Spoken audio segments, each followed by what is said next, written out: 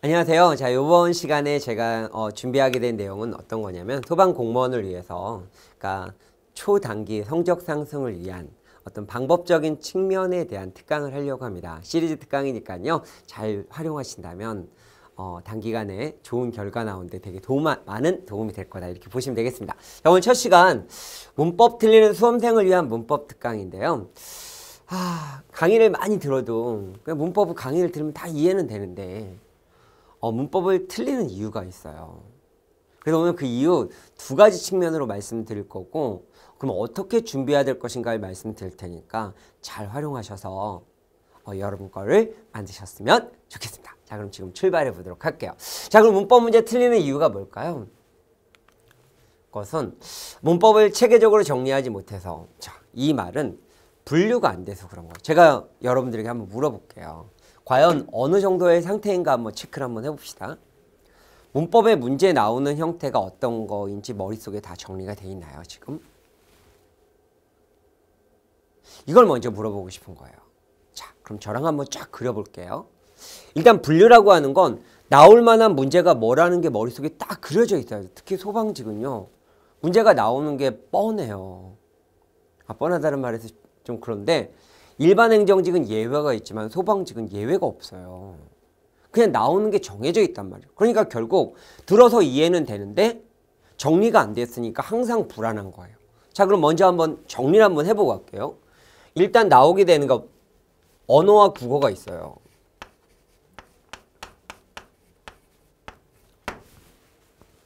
자, 이제 언어와 국어 파트에서는 이제 문제가 거론이 되는 게 언어의 특성. 자주 나오는 건 아니지만 언어의 특성이 나옵니다. 자, 이제 문법으로 가서 분류를 쭉 한번 해보고 갈게요. 제일 작은 개념 뭐가 나오나요? 의문이 있죠. 의문 다음에 무슨 론? 형태론이죠. 형태론 다음에 뭐죠? 문장에 해당한 통사론이고요. 자, 그 다음에 뭐가 나올까요? 의미론이 나와요. 그 다음에 고전문법.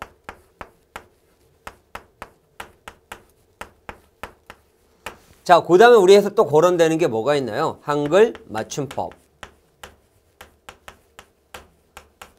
제가 여러분들을 그냥 예공님이라고 할게요. 왜 말은 말대로 되니까 호칭을 예공님 그러면 그대인 줄 알고 그냥 하시면 조금 더 효과적일 것 같아요. 왜냐하면 말은 말대로 돼요. 그래서 제가 예공님 그러면 공무원 되시더라고요. 자, 일단 예공님들이 한번 대답을 한번 해보세요. 한글 맞춤법이 있고요. 그 다음에 이제 한글 맞춤법 다음에 나오는 게 또 뭐가 있나요? 네. 표준어 사정 원칙법 빼고요. 그 다음에 나오는 게 표준 발음법. 근데 사실 표준 발음법은 거의 안 나오죠. 나오긴 나오지만 의문의 변동 정도의 수준입니다. 자, 그 다음에 나오게 되는 게 뭐죠? 외래어 표기법.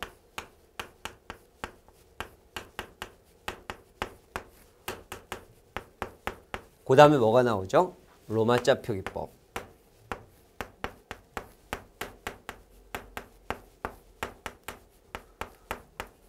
그 다음에 간간히 높임과 같이 연결해서 나오는 언어 예절이 있어요. 제가 이렇게 적었을 때 맞아 라고 하신 분은 공부는 열심히 했지만 정리가 안 된 거라고 보시면 돼요. 제가 말하기 전에 먼저 말을 해주시고 갔어야 돼요. 그래야지 문법은 자신감이 생기고 내가 뭐를 어떻게 체계적으로 정리해야 될 것인가를 알게 되겠고 틀렸던 것이 그 안으로 들어가게 되는데 그냥 막 이해하고 넘어가요. 네. 알겠어요. 근데 문제만 풀면 꼭 틀리고 나서 해설지 보고 맞아, 이렇게 되는 거라는 거예요. 자, 그럼 여기서 끝나는 게 아니에요. 자, 그럼 일단은 의문론으로 들어가서 그럼 의문론에서 문제가 나올 만한 게 뭐가 있나 한번 물어봅시다. 그럼 의문에서 뭐가 나오면 의문의 어떤 체계에 대한 문제가 나오겠죠. 우리 시험은 정말 잘 나와요. 소방직 시험에서는. 체계가 있고 또 뭐가 있나요? 제일 많이 나오는 의문의 변동. 이거예요. 여기서 세부적으로 들어가진 않을게요. 왜냐면 이게 지금 문법 전체적으로 정리하는 건 아니니까. 그러니까 여기에서 문제가 나올 만한 건 얘하고 얘예요. 여기에서 또 세부 항목이 있잖아요. 네. 자음과 모음, 자음의 체계와 모음의 체계에서 어떻게 나오는 건가. 이거 머릿속에 다 그려져 있나요? 거기에서 또 분류가 딱 돼 있어야 돼요. 이게 어렵지가 않아요. 네. 그러니까 이걸 정리해두는 작업을 하면 우린 문법 단기간에 해결할 수 있어요. 근데 이해만 하고 알기만 하고 문제만 풀고 해설지만 보고 이러니까 항상 불안해요. 알면서도 맞춰도 불안해요. 네. 근데 이렇게 되면 불안하지가 않아요. 일단은. 자, 두 번째. 형태론으로 가봅시다. 그럼 형태론에서 문제가 나올 만한 건 뭐가 있겠어요? 네, 형태소. 요번에 나왔죠? 네, 형태소가 있겠고. 그 다음에 나오게 되는 게 뭐예요? 품사죠. 그 다음에 뭐가 나오나요? 단어의 형성이 나와요. 여기서 더 세부로 들어갈 수도 있지만 간단하게만 얘기하면 형태소에서는 뭐가 나오나요? 또 여기서 나오는 거. 형태소인 형태소의 구분과 자립형태소, 의존형태소, 실질형태소, 형식형태소에 대한 구분. 이게 제가 말하는 걸로 고개를 끄덕거리는 게 아니라 그림이 그려져 있어야 돼요. 이해하신 분은 이걸 정리해야 되는 거죠. 그러니까 저는 수업 시간에 제일 강조하는 게 이거예요. 그래서 수업을 하고 나서 머릿속에 뭐가 나올지가 다 정리되게끔 만드는. 그리고 나서 이제 문제를 풀면 틀렸을 때 거기에 들어가게 되는 건데 이렇게 되면 틀리지도 않아요. 바로바로 생각나니까. 자, 그 다음에 두 번째. 보면 품사에서는 뭐 나오는 거 있죠? 용언에서 나오는 거 뭐예요? 딱 물어보면 동사, 형용사 구분하는 방법, 규칙, 불규칙에 해당하는 내용. 그 다음에 얘기하고 있는 것을 보면 본용언과 보조용언. 그 다음에 파생명사와 여기까지는 우리 시험엔 잘 안 나오지만 나올 가능성 있는 건 파생명사와 용언. 나올 형태들의 머릿속에 딱 그려져 있어야 된다는 거죠. 단어 형성에는 뭐가 나오나 이건 좀 이따가 한번 정리를 한번 해볼게요. 여기에서도 분류가 그려져야 된다는 거. 자, 그 다음에 볼까요? 통사론을 가볼까요? 통사론. 통사론에서 문장가 뭐가 나올까요? 얘기를 하고 있는 것은 뭐 문장 성분. 우리 시험은 어렵지가 않아요. 그냥 기본만 알면 된단 말이죠. 문장 성분이 있고 그 다음에 나온 문장의 종류.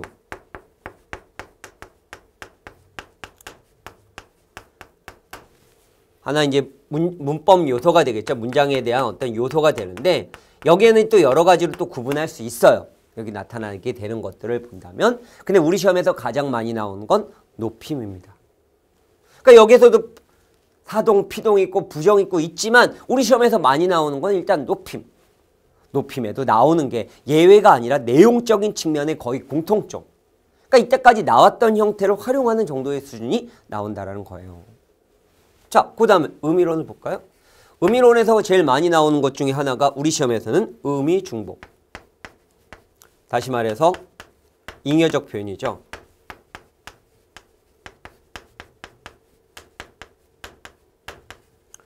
하나 더 의미의 중의성. 하나 더 의미관계. 의미관계에는 뭐가 있죠? 네. 그럼 이것도 바로 나와야 되죠. 제가 말하면 나오는 게 아니라 의미관계에서는 뭐가 있나? 유의어, 반의어, 상하관계. 반의어에는 뭐가 있어요? 반의관계에 또 종류가 나와야 되겠죠. 등급, 방향, 상복. 이게 딱 나올 포맷이 딱 있고 거기 예문까지도 머릿속에 남게 만드는. 근데 우리는 그렇게 많지가 않아요. 그러니까 이거 정리를 잘하면 되는 거죠. 자, 그 다음에 고전문법도 여기에서 얘기하고 있는 걸 보면 우리는 문법도 아니에요. 자모 체계 정도의 수준이에요. 뭐 한글 맞춤법의 항목까지는 얘기하지 않겠습니다. 이거 시간이 가니까. 대체적으로 많이 나오는 건 우리 뭐냐면 맞춤법하고 띄어쓰기입니다. 요 정도가 좀 이제 여기에서 이 맞춤법 정도가 좀 암기가 필요한 부분이 되는 거고요.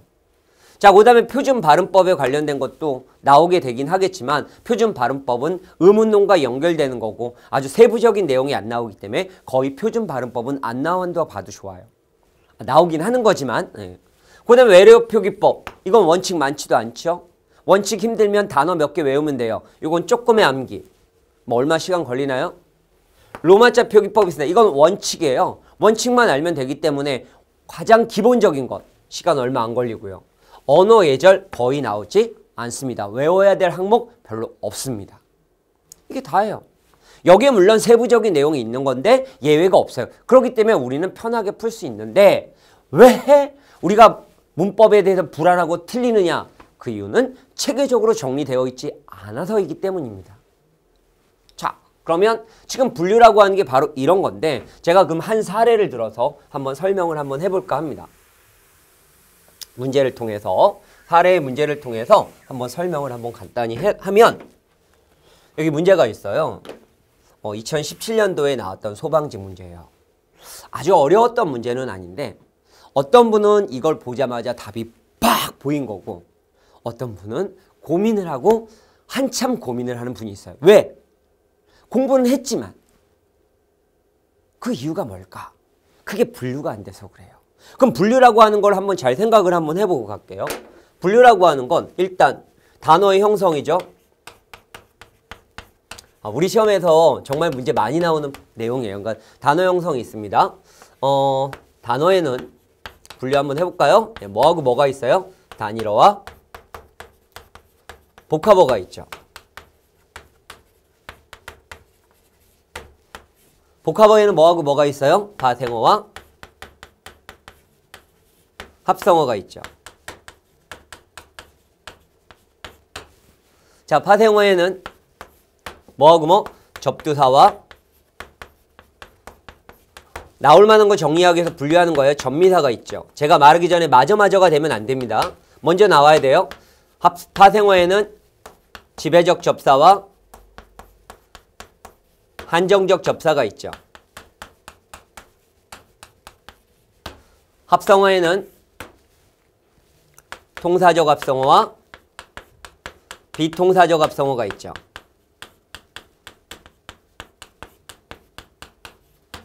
비통사적 합성어의 구분해서 세 가지를 본다면 첫 번째 뭐 연결어미가 있고 하여튼 어미 생략으로 갈게요. 어미 생략이 되는 합성 과정 속에서 두 번째는 뭐가 뭐? 네, 부사가 체언을 수식하는 거죠.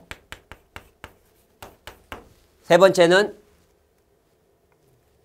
한자의 어순이 도치되어 있는 경우 등산, 산에 오르다 이런 경우가 있죠.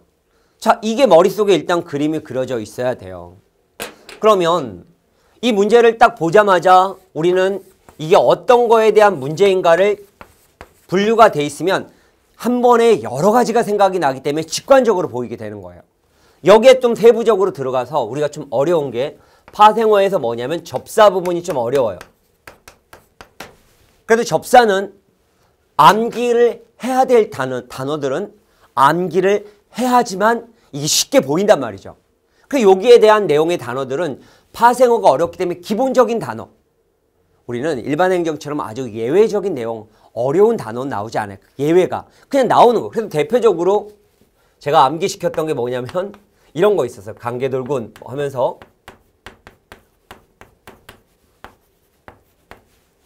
한푸더님에게 날생선시 막 참 숯불질하세요.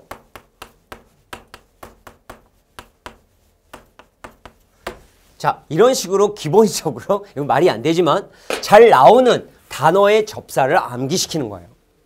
그래서 지금 여기에서 얘기하고 있는 돌이라고 하는 것을 봤을 때 이 돌에 대한 단어가 딱 들어가는 순간 이런 게 봐야죠. 네. 강술, 뭐 강굴, 뭐 이런 것처럼 이런 단어들의 것들이 전부 다 뭐냐면 접사들이에요. 접사들. 우리의 시험에 잘 나오는 것들. 이게 머릿속에 딱 정리되어 있어야 되는 거고 일단은. 자, 뭐 세부적인 건 설명하지 않을 겁니다. 그러니까 뭐냐면 이 분류가 되어 있느냐 안 되어 있느냐. 그럼 문제로 한번 가볼게요. 여기서 본다면 일단 세라고 하는 이게 관형사라는 걸 딱 못 보면 이건 어쩔 수 없고 관형사고 명사고 그 다음에 우 항상 기본형을 만드는 거죠. 우의 기본형 울다죠. 그러니까 여기에서 얘기하고 있는 어간이니까 실질이니까 전부 다 합성어가 되는 거고 이 돌이라고 하는 것이 뭐예요? 배. 그러니까 돌이라는 건 접사가 되겠죠. 그러니까 여기에서 얘기하고 있는 건 파생어가 된다. 그래서 답은 1번이 되는 그런 형태가 됐다라는 거예요. 그래서 이 문제를 물론 이거는 뭐 어느 정도 알기는 알으셔야지만 답이 나오겠지만 결국 이게 물어보는 게 통사적 합성어냐 비통사적 합성어냐를 물어볼 수도 있는 거고 파생어냐 합성어냐를 물어볼 수도 있고 단일어냐 파생어냐를 물어보는 문제가 나올 수 있단 말이죠. 그런데 여기서 이제 분류가 되어 있다면 한 번에 답이 딱 잡힌다라는 거죠. 그래서 제가 예공님에게 말씀을 드리고 싶은 건 뭐냐면 일단 무조건 문법은 분류해서 정리해야 된다. 만약에 여기서 틀렸다라고 가정을 한다면 여기에서 내가 접사가 부족했다라는 느낌이 들면 접사적인 측면을 다시 거기에다가 정리해서 놓친 것들을 항목을 만들어 놓고 그렇다면 마지막에 걔만 본다면 편안하게 보는 거예요. 왜? 우린 예외가 없으니까. 그래서 저는요. 정말 우리 소방식 문법은요. 단기간에 가능해요. 한두 달이면 문법은 다 끝이에요. 그렇게 할 수 있는 문법이란 말이에요. 예외가 들어가면 이렇게 안 되지만 왜? 나올 게 정해져 있으니까. 자, 그래서 첫 번째는 이렇게 분류가 되어 있어야 한다. 그냥 분류가 되어 있지 않으니까 강의를 들어도 불안하게 되는 거다라고 보시면 돼요. 자, 그러면 두 번째는 뭘까요? 문법 강의를 들어도 문법 개념 이해를 해도 틀린 이유 두 번째. 이거는 개념을 체화하지 못해서, 그러니까 이 말은 많은 문제를 통해 개념을 체화해 문제를 효과적으로 풀 수 있다. 이 말에 대한 체화라는 말이 뭐냐면 우리가 싸움을 할 복싱 경기나 격투기 경기를 할 때 주먹이 딱 날라오면 주먹이 날라오네 나는 피해야지 이러면 못 피해요. 그냥 본능적으로 딱 피해야 된단 말이죠. 이걸 만들어야 되는 거예요. 아까 그 문제를 봤을 때도 바로 보였어야 된다는 거죠. 그러기 위해서는 어떻게 해야 되느냐. 그 이유는 정말 많은 문제를 통해서 개념을 체화해야 되는 거예요. 자, 하나 예를 들어볼게요. 자, 이 문제를 한번 풀어볼까요? 이 문제를 풀었을 때 이제 이번 문제는 조금 부담되는 형태의 문제를 줘도 어렵지는 않아요. 근데 딱 보자마자 어떤 분은 답이 바로 나와요. 근데 어떤 분은 지금 문제를 갖고 생각을 하고 있어요. 자, 일단 주체 높임법이 딱 나오는 순간 높임법의 종류는 세 가지라는 걸 알아요. 뭐하고 뭐예요? 분류가 돼 있으니까 주체, 객체, 상대라는 거. 그럼 주체라는 건 뭐 주어를 높이는 거고 객체는 부사어나 목적을 높이는 거, 상대는 청자, 듣니를 높인다라는 거니까 일단 서술어로 갔을 거예요.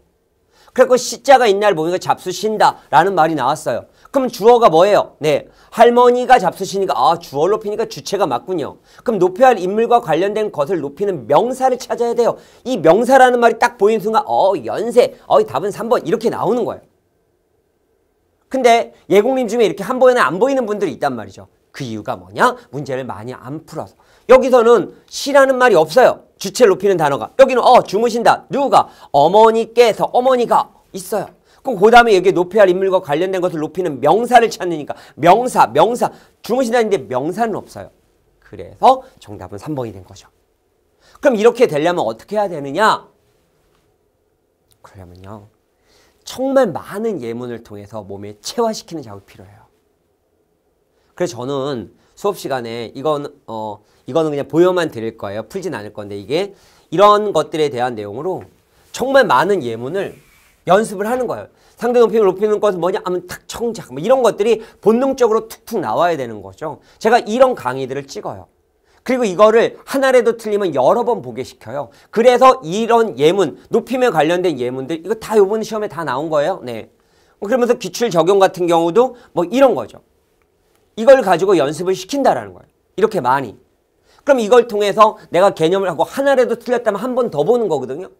그럼 이게 몸에다가 딱 입혀도 보자마자 보이게 되는 거죠. 그러니까 지금 아마 이 내용들 지금 제가 돌리고 있지만 천천히 보시면 알겠지만 여기에 나왔던 것들이 요번 2018년도에 하반기 문제에 거의 다 나왔던 것들이에요. 그래서 제가 이제 이렇게 말씀을 드리는 이유는 이걸 가지고 몸에 체화시키는데 우리는 수업을 듣고 이해만 하는 거예요. 그리고 그 순간적으로 외우고 그럼 지나면 머릿속에 당연히 안 남죠. 많은 문제를 통해서 개념을 몸에 체화시키는 작업. 만약에 틀렸다면 실수가 아니라 그걸 여러 번 해서 자기화시켜주는 작업. 이 작업을 해야 한다는 거예요. 자, 이제 정리 한번 해볼까요? 이제 만점 전략은 단기간에 가능해요. 제가 현장에서 강의를 했었을 때, 그때 한 2개월, 3개월만 듣고도 국어 90점, 85점 나왔던 20명이었으니까 거의 대부분 올랐어요. 그렇게.